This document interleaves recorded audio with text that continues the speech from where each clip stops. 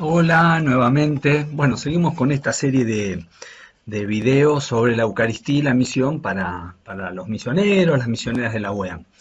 Recuerdan ustedes que el anterior fue sobre el magisterio, pero claro, un magisterio que lo centralizamos muy fuertemente en Trento y después hicimos como un recorrido con los documentos así más relevantes, a mi juicio, del siglo XX.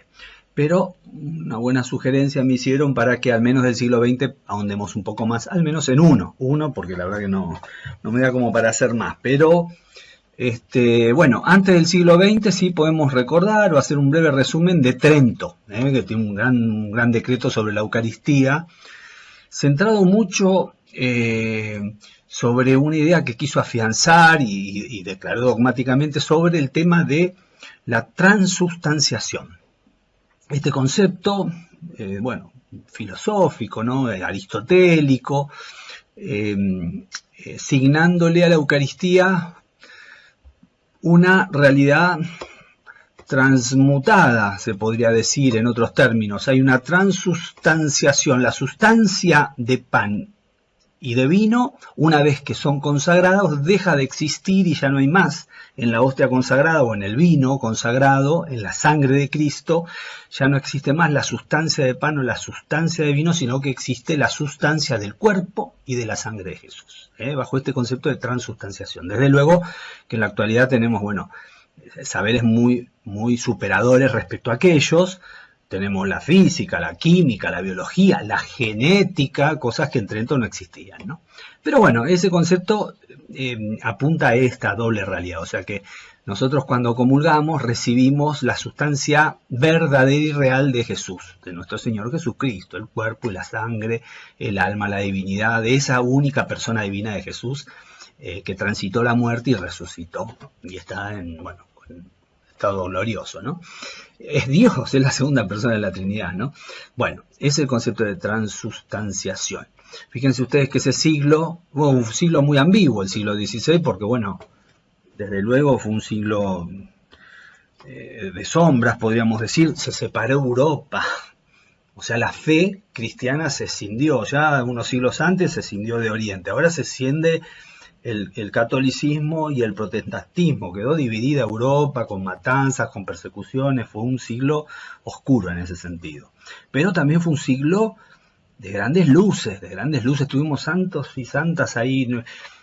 Tengo acá una nómina, por mencionar uno, hay un montón: San Juan de Dios, San Francisco Javier, patrono de las misiones, San Ignacio de Loyola, miren los jesuitas, Santa Teresa de Jesús, San Juan de la Cruz, santos, místicos, renovadores, reformadores, pienso de los carmelitas, San Francisco Solano, San José Calazán, San Pedro Calazán, bueno, un montón. Teníamos, miren, para hacer varios videos por cada uno de ellos, realmente impresionante. O sea, fue un ciclo de oro en cuanto a la aparición de luminarias de evangelios, pero en cuanto a la iglesia jerárquica y la iglesia católica se separó, se escindió, hubo un gran cisma, los protestantes por un lado, los católicos por otro.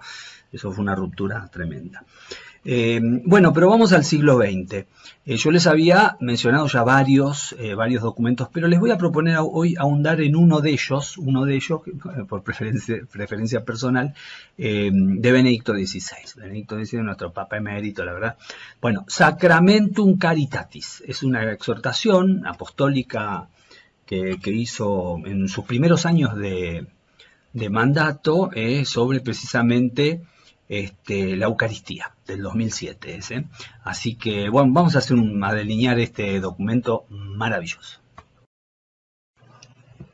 Bueno, pero antes de adentrarnos en esta exhortación de Benedicto, me parece que vale la pena, me parece que tiene una significancia muy relevante, mencionar a San Pío X, que era un papa de principio del siglo XX, un gran reformador. Él fue el que hizo el primer derecho canónico así universal. Había muchas normativas eclesiásticas, pero él hizo el primer derecho. En 1914, en el 17 creo que se publica, el derecho canónico que rigió casi todo el siglo XX, incluido el Vaticano II, reformado después por Juan Pablo II en el 83, que es el que rige hasta nuestros días. Muy poquitas modificaciones hizo Francisco, ¿no?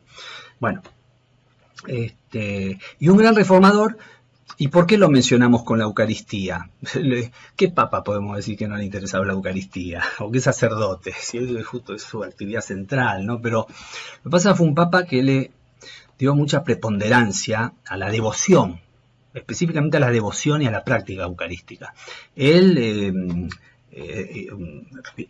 generó decretos o leyes eclesiásticas por las cuales ya podían tomar la comunión los niños desde los 6 años, ya desde pequeñito, antes no se podía. Incluso también hizo decretos y lo propuso y lo difundió mucho, la posibilidad de comulgar diariamente. Antes no se podía comulgar, claro, uno como ahora está acostumbrado, va a cualquier parroquia, a cualquier iglesia, entra empezada la misa, va en la cola de comunión y comulga. Tenemos ese privilegio, por eso digo, los cristianos de hoy, o los seres humanos de hoy, tenemos tantos privilegios respecto a los que nos antecedieron. Pero bueno, en esa época no se podía, ni siquiera los religiosos podían, comulgar todos los días. El sacerdote, porque tenía que celebrarla diariamente, ¿no? Pero él instituyó esto, de la posibilidad de recibir la comunión desde los 6 años, los niñitos, que fue un escándalo para algunos sectores, y lo otro era la comunión diaria, que fue un escándalo por 2, o sea, comulgar todos los días. Tenía él tenía un énfasis muy grande por la práctica y la devoción a la Eucaristía. Fíjense ustedes, acá dice, la Santa Comunión es el camino más corto para llegar al cielo. Es el más corto. O sea, ¿quién podría negarse a esto? Es maravilloso lo que dice, pero vamos a ver ahora con esta exhortación de Benedicto cómo Benedicto, no porque lo inventa él, vamos a ver cómo Benedicto, recogiendo la tradición anterior a él, tiene una visión, podríamos decir, yo no sé si decir superadora, pero diferente. O sea, Pío X marca un rumbo o señala un perfil sobre la Eucaristía, que está centrado más en la devoción personal. Miren cómo dice ahí, es el camino más corto para llegar al cielo. O sea que la comunión nos comulga para llegar al cielo. Es la santa escala, podríamos decir. Maravilloso.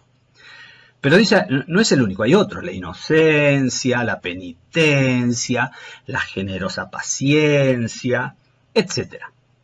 Pero dice, pese a todos esos caminos, dice, queridos hijos, la más segura, la más fácil y la más breve es la Eucaristía. Ninguna le gana. Es la gran autopista al cielo.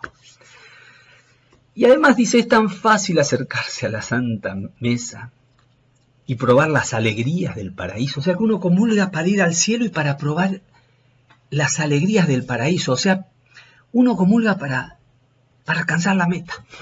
O sea, la Eucaristía, el perfil preponderante que señala Pío X es este aspecto personal, del interés personal que tengo yo como cristiano por alcanzar el cielo y los bienes y las bondades del paraíso.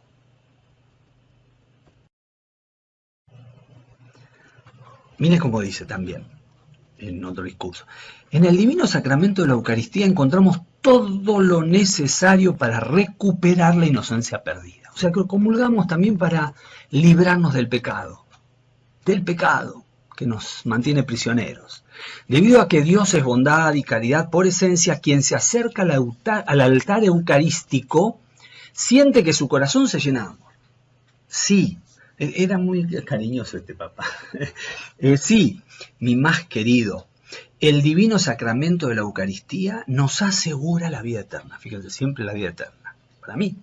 Y nos asegura la lucha victoriosa contra todos los enemigos, contra el pecado, contra todos los enemigos. Interesante. O sea, que él hace un profundo énfasis de la necesidad eucarística como camino al cielo y reparación de todo lo que pueda apartarnos de Dios. Es un camino, ¿esto es así? Claro que es así. Vamos a ver ahora en la exhortación de Benedicto que no es que niega esto, agrega otros detalles que van a ver ustedes que me parece, a mi juicio, nos enriquecen. Bueno, vamos entonces a esta exhortación. Es posinodal, creo que es el segundo sínodo. Él ya había hecho una carta encíclica sobre el amor, bueno, ya la vamos a ver, pero esta es después de un sínodo. Hay que darse cuenta, algo interesante, que los sínodos, bueno, como los que estamos haciendo ahora a veces en varias diócesis, pero acá participamos laicos, pero en los sínodos donde participan los cardenales y los obispos, llegan en general, bueno, debaten muchos temas, pero llegan a publicar un documento, que en este caso es esta exhortación posinodal, pero donde los distintos puntos son votados. O sea, en eso hay democracia en la Iglesia. En otro sentido es piramidal, es vertical, pero en ese aspecto para elegir al Papa es democrática, una democracia reducida porque los cardenales, los 200 y pico, pero votan y eligen al Papa. Y en los sínodos o en los grandes concilios ecuménicos también se votaban. Los dogmas no es que el Papa dijo tal dogma y salió, no, se votaba y ganaba por mayoría. Por ejemplo, ahora hace, no sé, unos 5 años atrás, el sínodo de la familia tan famoso, que hubo ahí muchas proposiciones muy debatidas en la sociedad, si podían comulgar o no comulgar, las personas que tenían segunda unión, etcétera. Todo eso no lo dijo el Papa porque se le antojó. Lo votaron. Hubo como, no sé si llegaron a 200 cardenales, 190 y pico, creo que eran 200, no más. Y votaron. Y no es que eran 200 contra 0. No, algunos, más de la mitad, de hecho, por ejemplo, en este punto de la posibilidad de comulgar a personas con segunda unión, más de la mitad votó a favor, que podían hacerlo. No llegaron a la mayoría calificada, entonces por eso no quedó así. Pero, o sea, hay disidencia. ¿Ven qué interesante, no? En la Iglesia, cómo hay democracia en estas instancias sinodales, donde votan los cardenales, claro, votan ellos solos nada más, ¿no? Pero votan y algunos piensan una cosa, otras piensan otra cosa y siguen unidos. No era como en la época de Trento, que se excomulgaban unos a otros, se echaban, se expulsaban, eso era terrible. Ahora no se vota, unos están de acuerdo, otros no, pero a lo que se llega, todos adhieren, todos adherimos. Miren qué interesante, ¿no? Bueno, entonces vamos a esta Sacramentum Caritatis.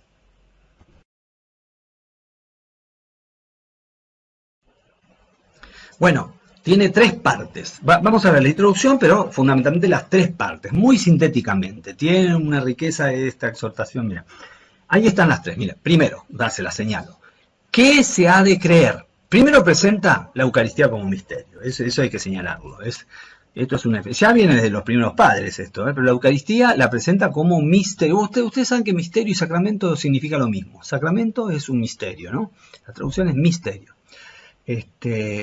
Entonces dice que la Eucaristía es un misterio, pero en una triple dimensión. Primero es esta, ¿qué se ha de creer? Un misterio que hay que creer, el misterio que hay que celebrar, y en tercer lugar, el misterio, van a ver que es el más preponderante, es el que se ha de vivir. O sea, lo que tenemos que creer, lo que tenemos que celebrar y lo que tenemos que vivir. Vamos a eso entonces. Les decía a ustedes que son estas 3 partes centrales, pero empieza con una introducción. La introducción a veces uno la deja de lado porque piensa que no es sustanciosa, pero esta es muy sustanciosa. ¿Recuerdan a Pío X, no? San Pío X, bueno.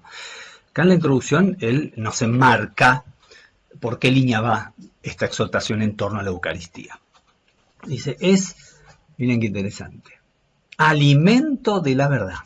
¿Vieron que el otro decía el camino más corto para ir al cielo y para llegar a gozar los bienes del paraíso? Bueno, este es el alimento de la verdad, pero la verdad, ustedes saben que Benedicto, un teólogo, no sé no sé quién será el más grande, pero fue un teólogo muy grande. Juan Pablo II lo tenía como ahí como coequiper, ¿no? Es un re teólogo y un filósofo, un genio el hombre. Alimento de la verdad. Pero miren el punto 2 lo que señala, dice, en este sacramento el Señor se hace comida para el hombre hambriento, pero no para el hombre hambriento solamente porque es pecador, porque es débil, porque es precario y necesita ser salvado. Dice, para el hombre hambriento, pero miren cómo lo enmarca, hambriento de verdad y de libertad. No lo vamos a desarrollar, obviamente, pero este concepto de Benedicto es un concepto profundamente filosófico y teológico. Es el hombre hambriento, el hombre, sigue con esta expresión de hombre, pero ese es el ser humano hambriento de verdad y libertad. ¿Se acuerdan que Jesús en el Evangelio nos dijo, yo soy el camino, la verdad y la vida? Esa verdad y esa libertad que lleva esa vida de Jesús. O sea que no es un alimento solamente para la propia propia satisfacción, el propio beneplácito de sentirse salvado. Está enmarcado en un proyecto, porque la verdad nunca existe una verdad para mí. Y nunca existe una libertad aislada. Yo soy libre y ejerzo mi libertad para, y por, y con. La verdad y la libertad me enmarcan necesariamente en un contexto comunitario. El hombre o el ser humano hambriento de verdad y libertad. Dice también, solo la verdad nos hace auténticamente libres. La verdad, la libertad. La verdad que planifica para la acción. La libertad no es libertad de leer un libro y tener un disfrute. Es libertad de tomar decisiones para y con y por otros. Solo la verdad nos hace auténticamente libres. Jesús es la estrella polar de la libertad humana. La referencia en la Eucaristía está contextualizada en la verdad y la libertad en Jesús. No fuera de él, en Jesús. Jesús nos enseña en el sacramento de la Eucaristía la verdad. Acá no, nos referencia a Benedicto, esto no puede pasar desapercibido en su introducción. Él nos referencia que la verdad no se trata de una verdad intelectual, no es una verdad de conocimiento, de intelectualidad, de raciocinio. Es una verdad fiducial, es una verdad del amor, dice el sacramento de la Eucaristía, la verdad del amor que es la esencia misma de Dios. O sea, ya en la introducción nos enmarca que la Eucaristía está enmarcada en la verdad y la libertad del amor de Dios. Del amor de Dios. Entonces tenemos que dilucidar, después lo explicita, de qué se trata esta verdad, esta libertad y de qué se trata este amor de Dios. El amor no es el gozo que siente mi corazón por el beneplácito de tenerte conmigo. Eso es el amor, un principio de amor, pero no ese es el amor al que refiere Benedicto. Y ahora lo vamos a ahondar un poquito más.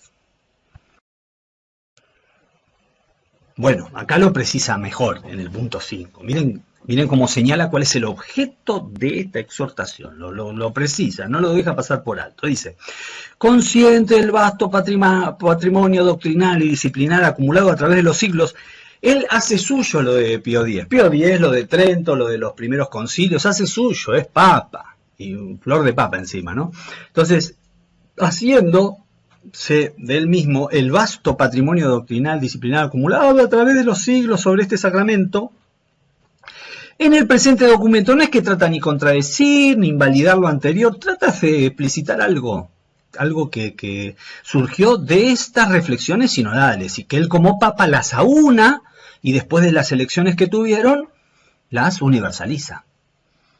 En el presente documento deseo sobre todo recomendar, teniendo en cuenta de los votos, ahí habla de los votos, esto de los votos no pasa desapercibido, para mí es a propósito. Dice, miren que esto resulta de un consenso general de los padres sinodales, que el pueblo cristiano profundice en la relación entre el misterio eucarístico, acuérdense que la Eucaristía la presenta siempre como misterio, relaciones. Por eso cuando hablamos de la Eucaristía como si dogma de fe y decimos es esto, es un misterio, no tenemos que salirnos del marco del misterio.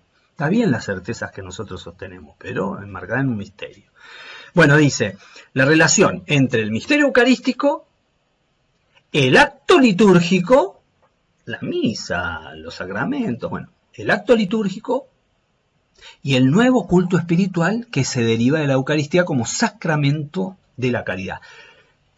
Él identifica la Eucaristía como un acto primordial de amor. La Eucaristía no es no es que no lo es, pero no es solo alimento para que yo nutra mi vida. Es alimento, pero no es solo alimento. Es un sacramento, es un misterio, sacramento, misterio, lo mismo de amor, de caridad. Caridad. Ahora, claro, no entiendo bien qué es eso, amor, caridad. Dice, en esta perspectiva deseo relacionar la presente exhortación con mi primera carta encíclica, la anterior, que recién fue papa, no sé si al año ya sacó esta, Deus Caritas Est. Dios es amor, esta hay que leerla, hay que estudiarla, porque justo, y es la primera que signó su papado, es el amor de Dios. Habla de los distintos amores, desde el más elemental, el amor erótico, el amor filial y el amor de caridad, el amor oblativo, el amor agápico. Bueno, esto está en esta carta encíclica. Por eso él enmarca esta exhortación sobre la Eucaristía en el escenario del concepto de amor, y van a ver que amor siempre liga a otros por otros para otros. No es un bien para mí mismo. No es que niega a Pío X, no, lo incorpora. Yo necesito alimentar. ¿Saben cómo lo comparo yo? ¿Vieron cuando uno viaja en avión? Que te explican, bueno, todas las cosas que tenés que tener precaución, y te dicen que si desciende mucho el avión y bueno, salen esos,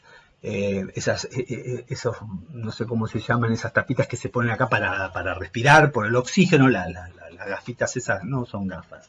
Bueno, esto que se pone acá en la boca, dicen, ahí muy clarito, dice, si usted va con un niño, ¿yo qué haría primero? Y al nene le ponen, ¿no? Dice, no le pongan, póngase usted primero. Y una vez que se lo puso usted, el oxígeno se lo pone al nene. Claro, porque después uno averiguando por qué es así, te dicen, claro, porque si vos queriendo ayudar al nene, se lo está poniendo al nene, te desmayás vos.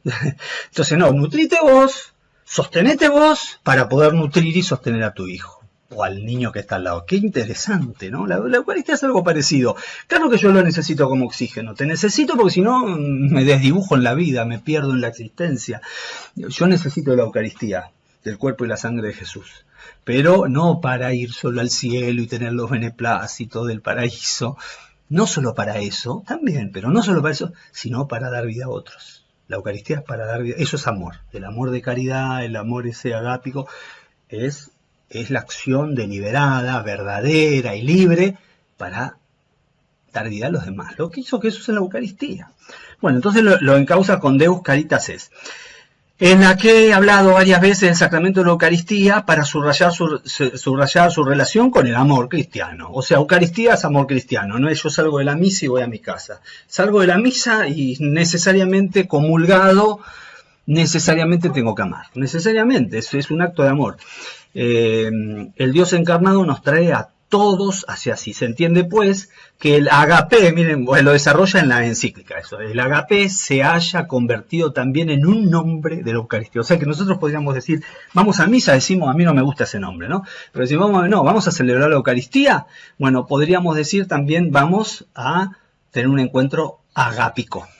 Es un encuentro de agape. Es un nombre de la Eucaristía. En ella, el agape es una palabra griega, ¿no? De amor, este amor de caridad o de entrega o de oblación, él lo explica bien en la encíclica, de Dios nos llega corporalmente para seguir actuando en nosotros y por nosotros. Mirá lo que es la Eucaristía para él, pero lo pone como objeto de la exhortación, ¿eh? Ya no teníamos que desarrollar más nada. Si la Eucaristía es, claro que la necesito yo, el oxígeno, ¿sí? Lo necesito, pero para seguir actuando en nosotros y por nosotros.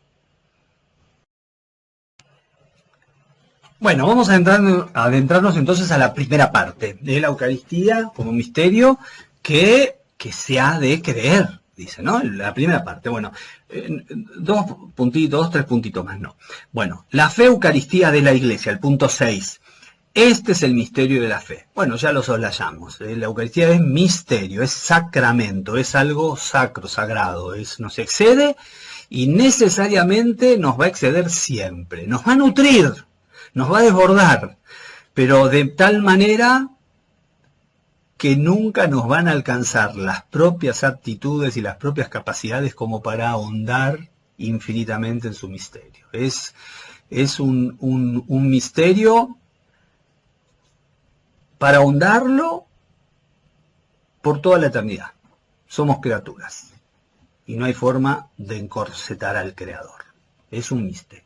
En el 11, dice, de este modo Jesús inserta un nuevo radical, un nuevo tiempo dentro de la antigua cena sacrificial judía. Él lo aclara bien, la cena sacrificial judía ya no va más. La Eucaristía no es la replicación de la Pascua judía, no es eso. Para nosotros los cristianos ya no es necesario repetir aquella cena. Es fuerte lo que dice. Ya no es necesario, decimos, vamos a repetir la Pascua judía. No repetimos ninguna Pascua. La Pascua judía y la misa cristiana no tienen puntos en contacto, salvo la tradición.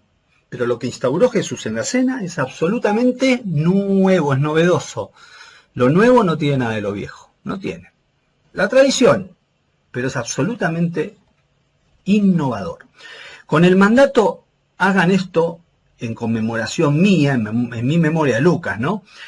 Nos pide corresponder a su don y representarlo sacramentalmente. Nos pide, ven que hay en la Eucaristía hay una misión.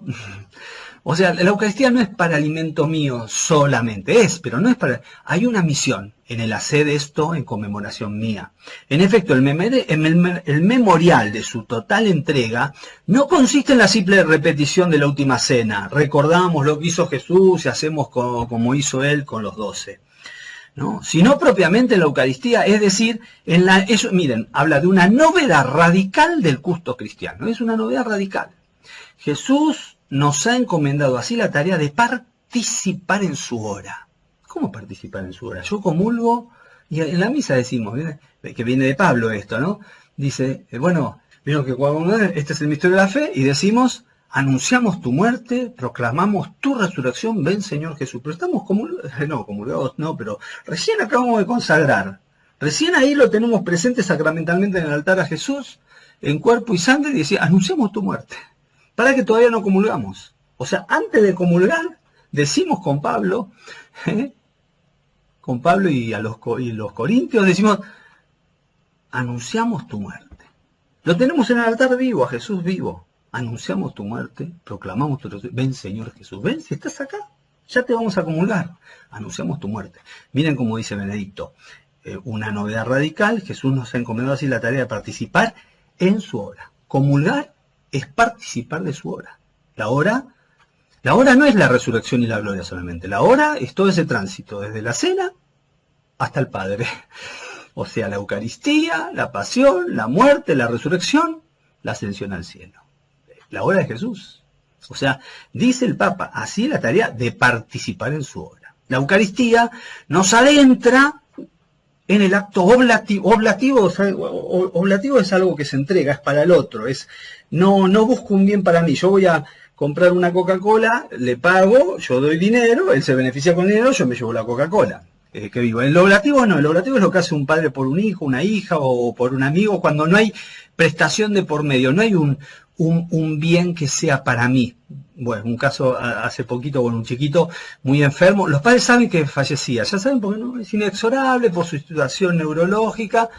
Ese es un amor oblativo, porque no hay ninguna recompensa posible. Al contrario, va a quedar insertado un dolor de por vida. Por esa pérdida, un amor oblativo. Obviamente que no está siempre el oblativo ligado al dolor, es capaz de ser un ejemplo parcial. El amor oblativo de entrega también es gozoso, pero uno no lo hace por el gozo que va a recibir, sino por el deseo y la necesidad del bien del otro. Ese es el amor oblativo. Yo te amo y hago esto con vos y para vos, para tu felicidad, no me importa la mía. Ahora, claro, después viéndote feliz, yo me lleno de dicha, pero me interesa tu felicidad. Acto oblativo de Jesús. Vieron que el acto oblativo siempre es para otro. No, nunca puede ser para mí. La Eucaristía no tiene un fin en mí mismo. Siempre para otro. No recibimos solamente de modo pasivo el Logos encarnado, sino que nos implicamos en la dinámica de su entrega. Acá está el amor agápico, la hora de Jesús, que incluye la cruz, la entrega por el otro. Es interesante este texto. Benedicto tiene eso. Los textos de Benedicto no se los puede leer de corrido porque cada renglón es... Bueno. Juan Pablo II era también bien así, un poquito así, son densos los textos. La Eucaristía nos adentra en el acto oblativo, lo dijimos. Él nos atrae hacia sí. La conversión sustancial del pan, miren cómo retoma el concepto de la transustanciación. La conversión sustancial del pan y del vino en su cuerpo y en su sangre introduce en la creación, esto que nos rodea y que estamos nosotros ahí, el principio de un cambio radical. Si vos comulgás, es porque estás dispuesto a tener otra vida. Es porque te metiste en el camino de la conversión, de un cambio total, radical, como una forma de fisión nuclear. Esto me explotó la cabeza. Ustedes saben, está la fusión y la fisión. Esto se estudia en la física. O la bomba atómica, ¿vieron la bomba? O de fusión, hay o bomba de fisión. La de fisión es cuando vos bombardeás, no sé, la Hiroshima fue de fisión, creo, de fisión. O sea que se bombardea un átomo de uranio, se separa ese átomo, la mitad choca con otro, con otro y otro con otro, y se van separando, y explotan tantos átomos y se dividen tanto, fisión, se separan, y en esa separación emite una energía descomunal, liquida todo. Esa es la bomba de fisión. Pero la de fusión es al revés, la que se intenta ahora con el hidrógeno, etcétera, es al contrario, bombardear dos átomos para que se unan, y en esa unión sale una energía descomunal. Bueno, me llama mucho la atención, porque si a mí me dijeran, che, Alfredo, ¿cuál te parece a vos que podría asemejarse más con la Eucaristía de estos dos conceptos? ¿La fisión, que es división, o la fusión, que es unión? Yo digo, no, todos en todo, todos en Jesús, uno con Jesús, yo diría fusión. Benedicto, y mire que Benedicto no es una persona que uno puede decir es ignorante de la física, el tipo es muy estudioso, esto lo hizo bien adrede, bien a propósito, intelectualmente, no dijo fisión porque se lo antojó, como una forma de fisión nuclear, por usar una imagen bien conocida y usada por nosotros, que se produce en lo más íntimo del ser. O sea que en mi ser, cuando comulgo, no es que hay una unión solo con Jesús. Sí, me uno con Él, pero Él no se partió en la Eucaristía, no dice, partió, lo repartió, le dio la copa, la bebieron, y ahí consagra sobre lo partido y sobre lo bebido. La Eucaristía es un hacerse uno con Jesús, pero para desparramarse, dice, miren, por usar una imagen conocida, un cambio destinado a suscitar un proceso de transformación en la realidad. ¿Cómo se transforma la realidad? No haciendo todo uno, sino diversidad. O sea que en la Eucaristía hay una unión con Jesús, pero opera en mí como una bomba de fisión. Fisión, recuerden ustedes que es separación, es un misterio fabuloso. Fabuloso. Lo de Pío X me llamaba más al concepto de fusión. Yo me hago uno con Dios, voy al cielo, uno con todos los santos. La comunión de los santos. No es que no es eso. La imagen de la fusión va con la Eucaristía. Pero Benedicto quiere señalar en la línea de la caritas, del amor oblativo, del agape, quiere señalar este aspecto de multiplicación, diversificación. ¿No decían los primeros cristianos, se reunían para la fracción del pan? No decían para la unión del pan. El pan se fracciona en muchos pedazos y el vino se reparte en muchos tragos. Y en esa diversificación fisionada se planifica nuevamente la creación. Es un misterio maravilloso, un cambio destinado a suscitar un proceso de transformación, cuyo término último será la transfiguración del mundo entero. Es una nueva creación, el momento en que Dios será todo para todos. Así, el destino último es la unidad total.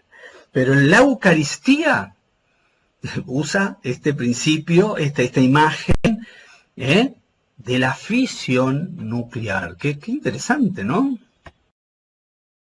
Bueno, y seguimos señalando también en esta primera parte lo que se ha de creer. En el punto 16 en adelante, varios puntos, aborda la Eucaristía y los sacramentos. Esto es una joyita, podríamos decirla, llamarla teología sacramental en torno a la Eucaristía, ¿no?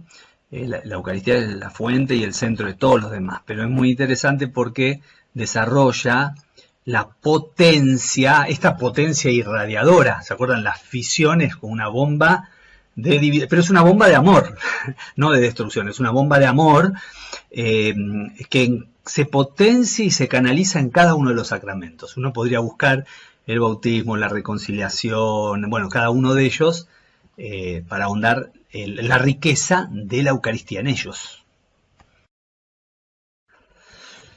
Bueno, vamos a la segunda parte, porque si no nos dejamos estar mucho. Bueno, Eucaristía, misterio que se ha de celebrar. Toda la parte litúrgica sería acá, ¿no? Abordamos algunos puntitos nomás. Unidad en el 44, unidad intrínseca de la acción litúrgica. Ante todo hay que considerar la unidad intrínseca del rito, es una unidad intrínseca del rito, de la misa. Por lo tanto, dice, hay que evitar que se dé lugar a una visión yuxtapuesta de las dos partes del rito. Miren cuáles señala, ¿no? La liturgia de la palabra y la liturgia de la Eucaristía. No es que una está sin la otra. Son dos realidades, dos expresiones de la misma realidad. Está la presencia de Jesús en la Eucaristía y la presencia real de Jesús en la palabra en la única celebración de lo que llamamos la misa o la celebración eucarística. La liturgia de la palabra y la de la Eucaristía están estrechamente unidas entre sí y forman un único acto de culto. Por eso es que antes hasta estaba prescrito. Bueno, ahora creo que también, pero no creo que hoy te paren. Si llegás después de la homilía, no sé si lo advierte el cura, no creo que te pare y no te dé la comunión. Pero antes sí, antes no podías ir a una misa y comulgar, porque lo tenías ya formado por la catequesis. Nos decían, mira, si llegás después de las lecturas no podés comulgar. Hoy me da la impresión como que está un poco escindido. De hecho, muchas veces se da la Eucaristía sin siquiera leer el texto evangélico, aunque en el ritual de la administración de la comunión va implicada la lectura del Evangelio, ¿no? Pero en realidad la celebración eucarística tiene una unidad, o sea, uno participa ya de la presencia real de Jesús en la palabra del Evangelio, fundamentalmente la del Evangelio. No es que en el Antiguo Testamento, en las cartas de Pablo, de Pedro, no esté, sí, decimos palabra de Dios, gloria a ti Señor Jesús, decimos específicamente en el Evangelio. Entonces, es la unidad esa intrínseca de la realidad, de la presencia real de Jesús en la palabra y fundamentalmente en la lectura litúrgica de los evangelios y la presencia eucarística. En efecto, dice, la palabra de Dios y la Eucaristía están intrínsecamente unidas. Escuchando la palabra de Dios nace o se fortalece la fe. En la Eucaristía, el Verbo hecho carne se nos da como alimento espiritual. Así pues, ven que él no se desdice de este aspecto de alimento, como lo acentuaba también Pío X. Es un alimento, pero acuérdense del fin agápico, de la caridad. La Iglesia recibe y ofrece a los fieles el pan de vida en las dos mesas. Esta imagen de las dos mesas yo no la llego a entender bien, pero bueno, él referencia así, las dos mesas de la palabra de Dios y del cuerpo de Cristo. La palabra de Dios y el cuerpo de Cristo. Yo eso de las dos mesas no lo llego a entender, yo entiendo que es una sola mesa, donde está Jesús en su palabra y en la entrega de su cuerpo y de su sangre. Pero bueno, el Papa dice de dos mesas. Por tanto, se ha de tener constantemente presente que la palabra de Dios, que la Iglesia lee y proclama en la liturgia, lleva la Eucaristía como a su fin connatural. O sea que el Evangelio y la Eucaristía van juntos. De nada serviría que yo rezo la Biblia, leo el Evangelio, me nutro el Evangelio, y me desligo de esta necesidad de la presencia real eucarística de Jesús. Una va con la otra, ¿no? Un misterio hondo y para explorar, vivir y realmente sacarle provecho espiritual. Bueno, y también el punto 51 cita y recuerda esta frasecita de la despedida, ite misa est, estaba en la misa esta del latín, la que yo no la llegué a conocer, pero antes del Vaticano II se rezaba y terminaba así la misa, ite y misa est, ¿no? Quisiera detenerme ahora en lo que los padres sinodales han dicho sobre el saludo de despedida al final de la celebración eucarística. De ahí viene el nombre, la misa, ¿no? Bueno, después de la bendición, el diácono o el sacerdote despide al pueblo con las palabras, ite misa est. En este saludo podemos apreciar la relación entre la misa, que acabamos de celebrar, y la misión cristiana al mundo. O sea, qué interesante. La misa, la celebración recién celebrada, y la misión en el mundo. No hay una sin otra. O sea, no es que comulgo, a veces pasa eso en nuestras comunidades. Comulgamos, cada uno se arrodilla, uno para sí, chau, se va, sin saludar a nadie, yo voy con Jesús, Jesús para mí, yo para él. Está bien, en una honda experiencia de intimidad con el Señor está perfecto, pero recuerden, ite misa est alude a que con Jesús eucarístico en tu corazón vos sos sagrario viviente para transitar la hora de Jesús, la hora que es una hora de entrega, es para entregarte, hay una misión, misión, lo que pasa es que la palabra misa, misión, envío, destino, es para.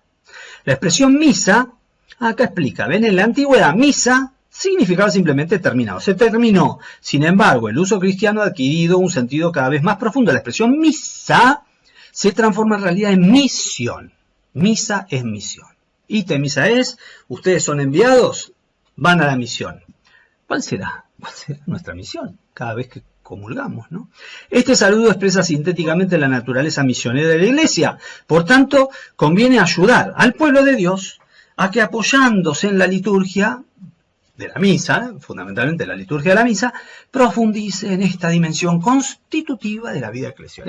Miren, es dimensión constitutiva, es esencial, estructural. O sea, la comunión está íntimamente ligada a la misión.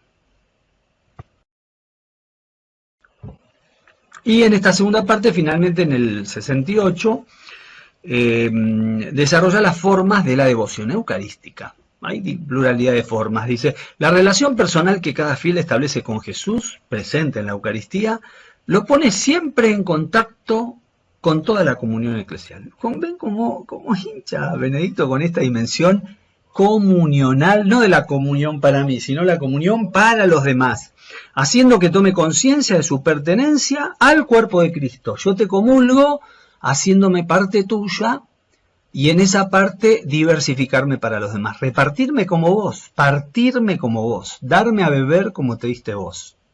Por eso, además de invitar a los fieles a encontrar personalmente tiempo para estar en oración ante el sacramento del altar, ven que eso es valiosísimo. O sea, esto alude a la relación de intimidad. Vos conmigo, yo con vos conmigo, yo para vos, Señor, vos, Señor, para mí que te necesito, sos mi vida, sos mi todo. Eso es imprescindible. Pero dice, aparte de pasar tiempo en oración ante el sacramento del altar, pido a las parroquias y a otros grupos eclesiales que promuevan momentos de adoración comunitaria. Pide momentos, no de la misa, no está hablando, dice que hagan muchas misas, dice, les pido que promuevan momentos de adoración comunitaria. Ya hay muy poquititas, pero hay algunos lugares donde ahí vieron, ¿cómo se llaman estas capillas permanentes, de adoración permanente? Están las 24 horas, es muy hermoso, pero son muy poquitas. Pero esas, en general, cuando vos vas a una de esas, hay uno, se rotan, ¿no? Cada hora en general hay una persona, o dos, a veces encontrás horarios con dos, sino con uno solo. Vas a las 2, 3 de la mañana y uno solo. Y rotan cada hora. Pero él no pide esto solamente. No es que eso está mal, eso está buenísimo. Esa adoración permanente es nutriciosa para toda la comunidad eclesial. Pero él pide momentos de adoración comunitaria. ¿Por qué no lo hacemos? Esto habría que promoverlo en nuestras comunidades. Momentos, no es la misa solamente, la misa también, pero momentos de adoración. ¿Vieron que rezamos el rosario? Rezamos rosario.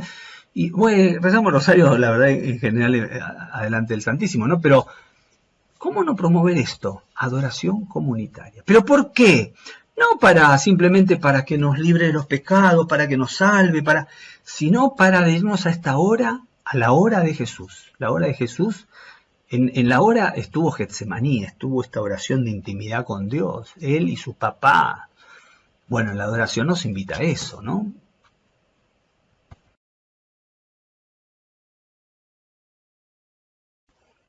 Bueno, y finalmente la tercera parte, Eucaristía Misterio, que se ha de vivir. La forma eucarística de la vida cristiana. Bueno, 3 puntitos les señalo, el 70, 84, 88. El 70, el culto espiritual. La Eucaristía, misterio que se ha de anunciar.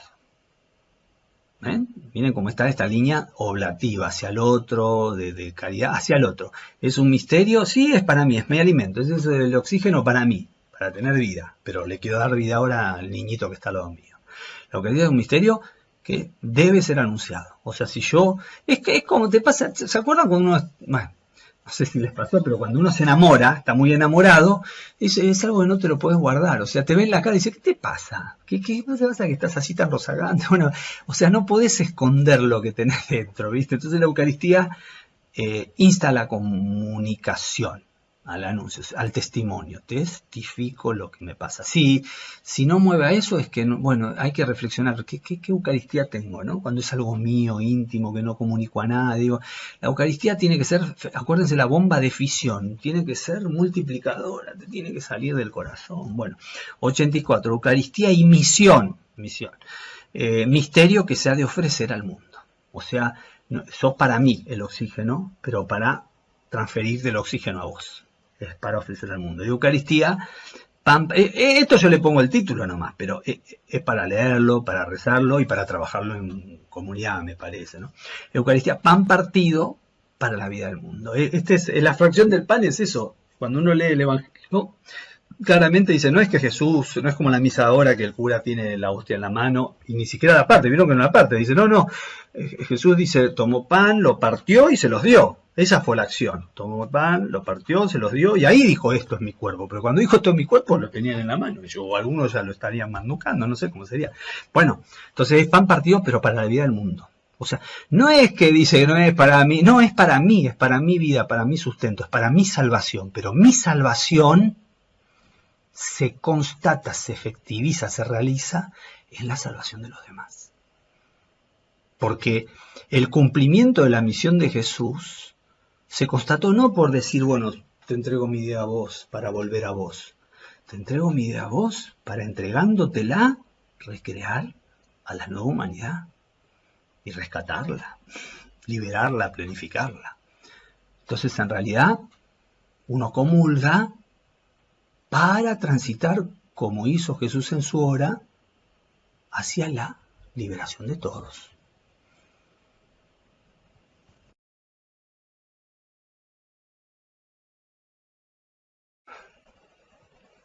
Bueno, esto es una breve síntesis, no les relato todo, elegí algunos puntitos que me parecen a mí trascendentes, pero fíjense que da esto como, bueno, esto y cada video da como para trabajarlo en comunidad, personalmente, pero comunitariamente también, para que charlemos de estas cosas, cómo son nuestras misas, cómo es nuestra misa, cómo son nuestras eucaristías, cómo es mi Eucaristía, por qué comulgo, para qué comulgo. Bueno, la idea de estos videos ahora... Seguimos con los místicos, con algunos, 3 o 4 vamos a elegir, es profundizar en este misterio que va íntimamente ligado a Eucaristía y misión. Para mí y en mí para vos, y para todos, y para todas. Bueno, entonces vamos a hacer un ratito de oración, como venimos haciendo siempre, y nos vemos en la próxima con el video sobre los místicos y la Eucaristía. En el nombre del Padre, y del Hijo, y del Espíritu Santo. Amén. Señor mío, Dios mío, creo firmemente que estás aquí, que me ves, que me oyes. Te alabo con profunda reverencia, te pido perdón de mis pecados y gracia para hacer con fruto este rato de oración. Oración contemplativa, oración de corazón a corazón, en donde vamos a tratar de aquietar nuestros pensamientos y vaciar nuestra mente para que el susurro del Señor nos hable y nos permita tener un minuto de paz, de sosiego, en donde las preocupaciones queden a un costado por un ratito, un momento que me regalo a mí, que le dedico al Señor. Recordamos que en la meditación contemplativa o la oración contemplativa hay 3 elementos que nos ayudan a permanecer. Uno es la postura, en donde nos podemos sentar bien erguidos, con la espalda apoyada en una silla o en la puntita de una silla, de forma tal de tener tensionada pero a la vez relajada, o sea, en postura, nuestra columna, como si un hilito nos uniera el cielo con la tierra a través de nuestro cuerpo. Podemos cerrar los ojos, podemos apagar la cámara si nos sentimos más cómodos. Podemos poner nuestras manos en el regazo como símbolo de que aquí está nuestro corazón, Señor. Aquí lo ponemos en tu presencia, en tu momento, en tu estar en mí y yo en vos. La respiración que nos va a ayudar a seguir el ritmo de esta oración, a volver a conectarme con mi silencio interior cuando los pensamientos me invadan, cuando el pasado y el futuro me impone como haciéndome jugar a las escondidas de este presente que me cuesta conectar. Y voy a respirar profundo y en cada respiración voy a sentir que esa tensión que tengo en algún lugar del cuerpo se va aflojando.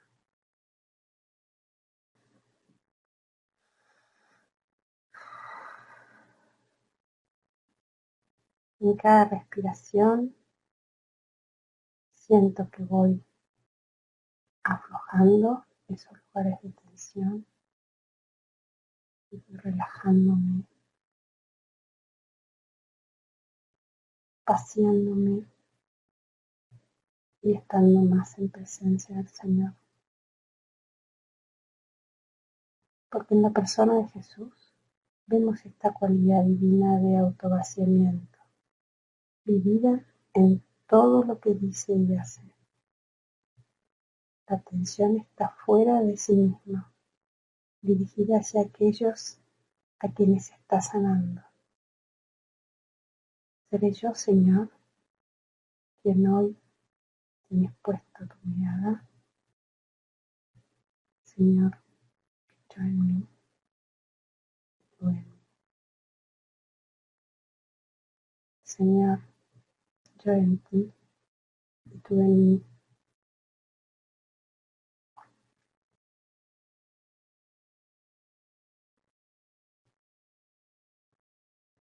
También su mirada estuvo en aquellos a los cuales les enseñó.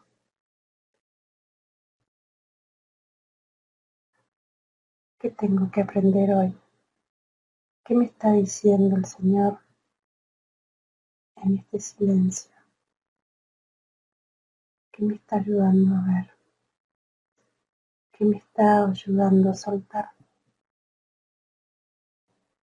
Respiro profundo. Señor, tú en mí y yo en ti.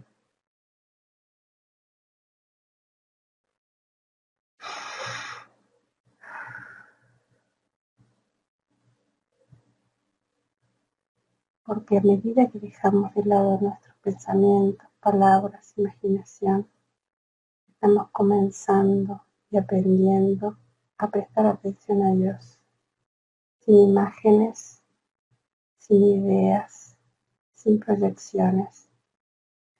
Seguramente algo misterioso y maravilloso sucede cuando entramos en esa experiencia, que es la palabra de Dios que nace en nosotros, la palabra eterna que nace en nosotros y que comienza a transformarnos y a divinizarnos en Él.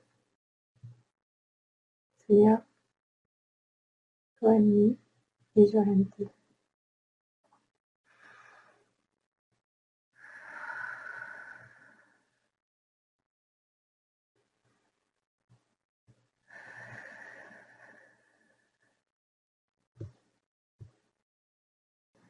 Despacito nos vamos conectando con el aquí y ahora, con este lugar. Empiezo a reconocer los olores, los ruidos. Puedo mover los brazos. Puedo hacer un pequeño ejercicio con los hombros, llevándolos atrás y adelante, atrás y adelante, atrás y adelante. Y ahora al revés, adelante y atrás, adelante y atrás.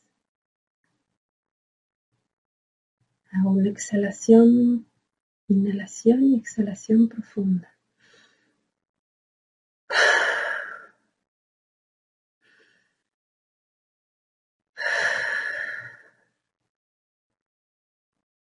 Despacito vamos a abrir nuestros ojos.